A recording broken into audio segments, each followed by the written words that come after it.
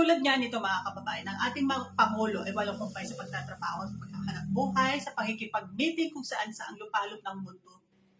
Gaya nga nito sa Prime Minister ng Japan at kay President Joe Biden ng United States of America, mga kababayan. Panoorin natin to. Thank you, Mr. President, and thank you for initiating this phone call. And Prime Minister Ishida, I am pleased to speak with you again after our meeting in the ASEAN Summit last October. Before I begin, Mr. President, we are of course watching with great concern the terrible fires that are occurring around Los Angeles in California, not only because of the great loss of life and property, but also because there are a great many Filipino nationals who have chosen to spend their working life in and around Los Angeles.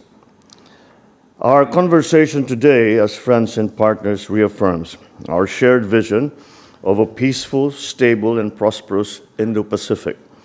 It also comes at an important juncture of transition in the U.S. government. I am confident that our three countries will continue to work together closely to continue to sustain the gains that we have made in enhancing and deepening our ties. Since the adoption of the Trilateral Joint Vision Statement in April of 2024, we have seen substantial progress in implementing bilateral and trilateral cooperation in areas of mutual interest, such as inclusive economic growth and resilience, crucial and emerging technologies, climate cooperation and clean energy, and promoting peace and security. I take note that some of these significant and concrete outcomes include the following. We have convened the first trilateral maritime dialogue last December 10 in Tokyo, where our countries agreed that the dialogue will serve as a durable foundation for coordination and cooperation in addressing challenges and complexities of the regional maritime landscape. The Philippines has offered to host the second trilateral maritime dialogue this year. The conduct of one at-sea trilateral maritime training exercise with our Coast Guards and 5 maritime cooperative activities with our navies. These exercises ensure that our countries are ready and able to work together seamlessly and expeditiously in response to any crisis and any contingency. I look forward to forthcoming maritime training exercises and maritime cooperative activities.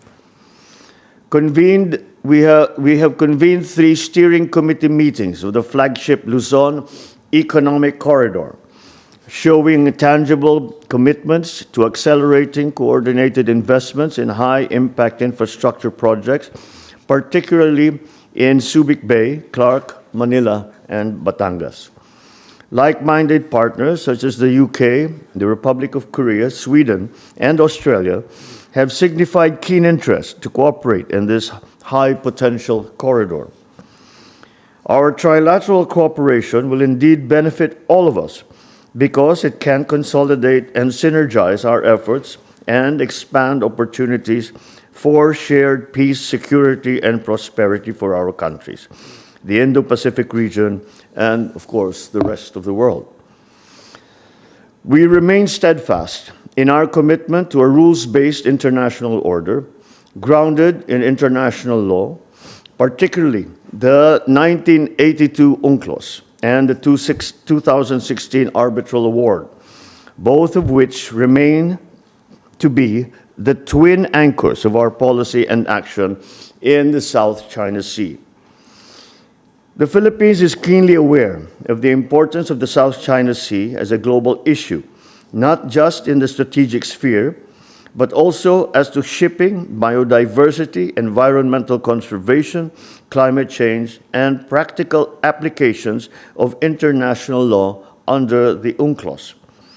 As such, the Philippines continues to expand its engagement with states based on common interest and advocacy for UNCLOS in all applicable venues. Throughout these engagements, we have championed and consistently positioned ourselves and our maritime claims in the South China Sea, and with that they cannot go beyond the UNCLOS.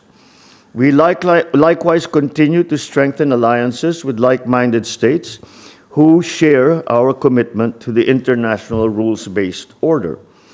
We continue to expand our political consultation mechanisms with countries where we have diplomatic relations, with maritime cooperation and the situation in the South China Sea as staple agenda items.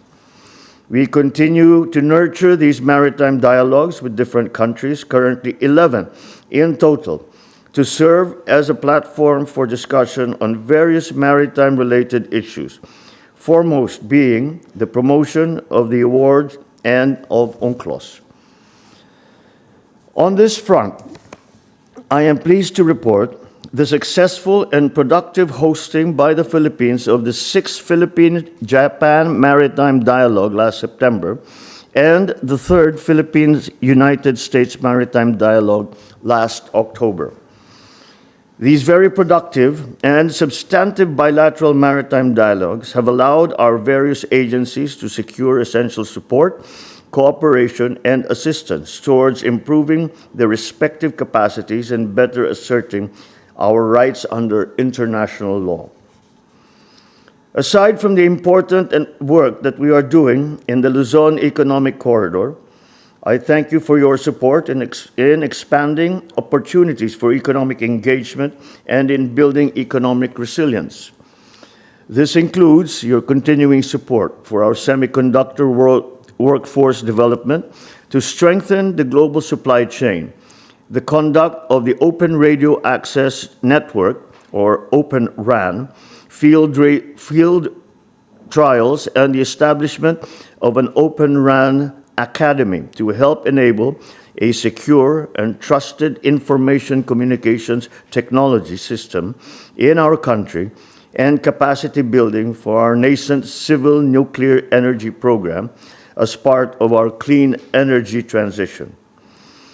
We are also committed to working with partners, namely the United States and Japan, in ensuring that the Philippines is able to withstand economic coercion in securing market access for key exports and in growing investments from both your countries. It has been a pleasure working with you, President Biden. I truly appreciate the focus and priority under your administration that you have given to strengthening our bilateral and trilateral cooperation. I would also like to thank Prime Minister Ishiba for Japan's consistent support to the Philippines and our trilateral cooperation. Indeed, our shared democratic values form the bedrock of our bilateral relations as they seamlessly transition to our trilateral cooperation. I assure you of the Philippines' commitment to work closely with both your countries to sustain the important gains that we have already made. Mr. President, Mr. Prime Minister, I would like to assure both Japan and the United States that we have used the trilateral agreement that we signed last April as a core from which we have extended our relations not only to our between our three countries, but with other countries who have seen the trilateral agreement as a good example of what can be done. If I may remind you, Mr. President Biden, when we signed the trilateral agreement, I commented to you, and I said that this is going to change the dynamic in the South China Sea. It has achieved exactly that, Mr. President, and I am very happy to be able to report that since the formal signing of the trilateral agreement, much work has been done, both on the economic front and on the defense and security front, with many interactions between our government agencies, both from Japan and the United States.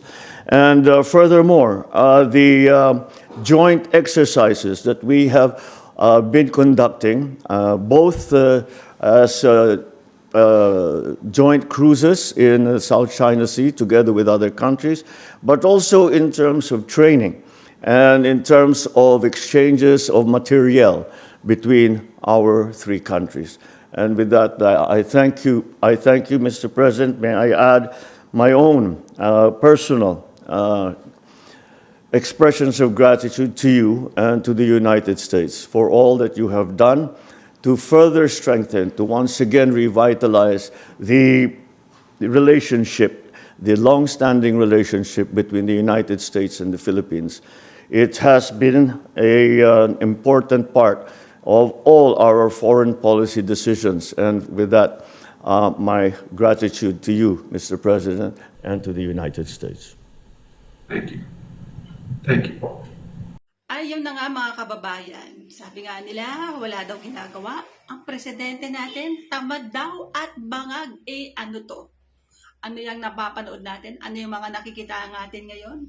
Walang ginawa ang ating Pangulo kundi magtrabaho na magtrabaho at hindi sumasagot sa mga panglalait at pangbabatikos ng ibang tao. Ayan, mga kababayan, hanggang dito na lamang po. Bago po ako magpaalam, magpapasalamat muna ako sa inyong lahat sa mga walang sawang sumusubaybay po dito sa aking YouTube channel. Ayan, maraming salamat po sa inyong lahat. Sa mga hindi pa po nakaka-subscribe, please like and comment, syempre subscribe na rin po. Genius TV, mag-iingat po tayong lahat mga kababayan. God bless po.